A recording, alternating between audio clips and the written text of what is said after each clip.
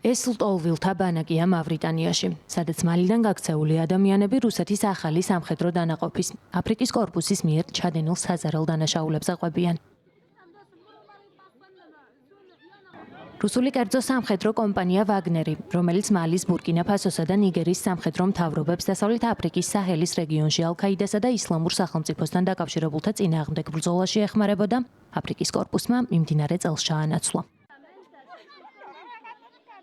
ეს რეგიონი ახლა ექსტრემიზმის მხრივ მსოფლიოში ყველაზე მომაკვდინებელი ადგილია.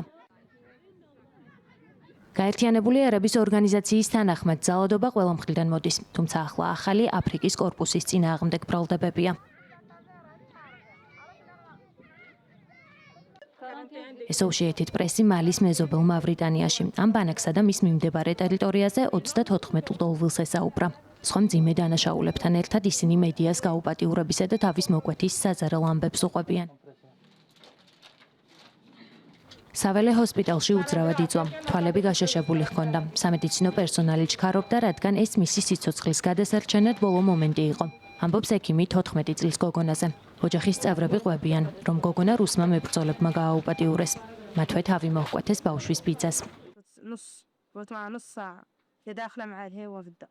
როცა მოვიდნენ გოგონა სახლში შეიყვანეს, შეშინებულები ვიყავით, რადგან გვეგონა რომ მის შემდეგ ყოველას დაგხოცავდნენ.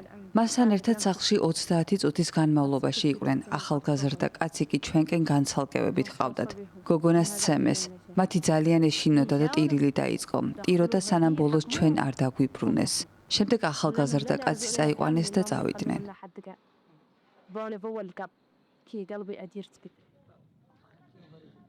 ეს ადამიანები იმ ათასობით ლტოლვილს შორის არიან, რომლებიც ბოლო 1 თვის განმავლობაში მას შემდეგ, რაც ალ-ქაიდასთან დაკავშირებულმა მებრძოლებმა მალიში საწვავის ბლოკადა დააწესეს, ჩრდილოეთ მალიდან ძალადობას მავრიტანიაში გაექცნენ. ექსპერტები ამბობენ, რომ აფრიკის კორპუსის, როგორც რუსეთის სამხედრო დანაყოფის ქმედებებზე რუსეთის ხელისუფლებას პირდაპირი პასუხისმგებლობა ეკისრება. მალის ხელისუფლებას საჯაროდ არასდროს უღიარებია არც ვაგნერის და არც აფრიკის კორპუსის ქვეყანაში ყოფნა. თუმცა ბოლო კვირებში რუსულმა სახელმწიფო მედიამ მალიდან არაერთი მასალა გამოაქვეყნა, რომელშიც აფრიკის კორპუსს ტერორისტებისგან ქვეყნის დაცვისთვის აქებენ. რუსეთის თავდაცვის სამინისტრო ბრალდებებთან დაკავშირებით Associated Press-ის კითხვებს არ პასუხობს.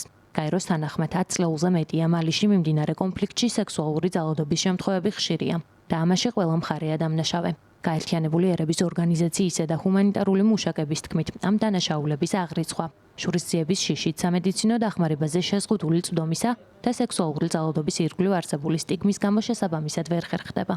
დარწმუნებული ვარ, რომ ადამიანები, რომლებიც მალიდან აქ თავშესაფრისად გამორბიან, შესაძლოა იმავე მდგომარეობაში იყვნენ, თუმცა ისინი ექიმებს დაუყოვნებლივ არ მიმართავენ. მხოლოდ მაშინ მოდიან, როცა მდგომარეობა უკვე გართულებულია, როგორც დღევანდელ შემთხვევაში. შესაძლოა ბევრად მეტი გახდა სექსუალური ძალადობის მსხვერპლი, მაგრამ ისინი მხოლოდ მაშინ მოდიან, როცა მდგომარეობა უკვე გართულებულია, როგორც დღეს ნანახი 14 წლის გოგონას შემთხვევაში.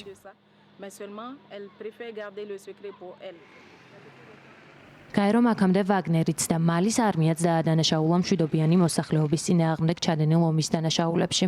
მათ შორის მასობრივ მკვლელობებსა და გაუპატიურებაში.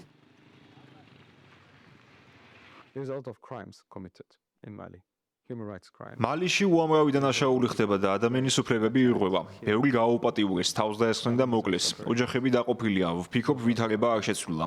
ზოგჯერ ძალიან რთულია ზუსტად ადგინდეს, ვინ არიან დამნაშავეები.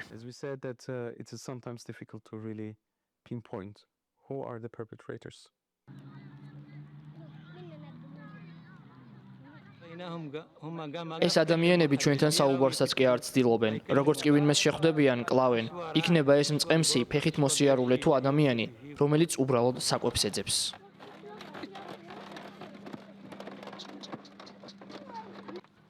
ექსპერტების თქმით, შეუძლებელია იმის დადგენა, რამდენი ადამიანი იღუპება და განიცდის ძალადობას მალიში, განსაკუთრებით შორეულ რეგიონებში, მაშინ, როცა ჟურნალისტებსა და ჰუმანიტარულ მუშაკებს ქვეყანაში წვდომა სულ უფრო მეტად ეზღუდებათ.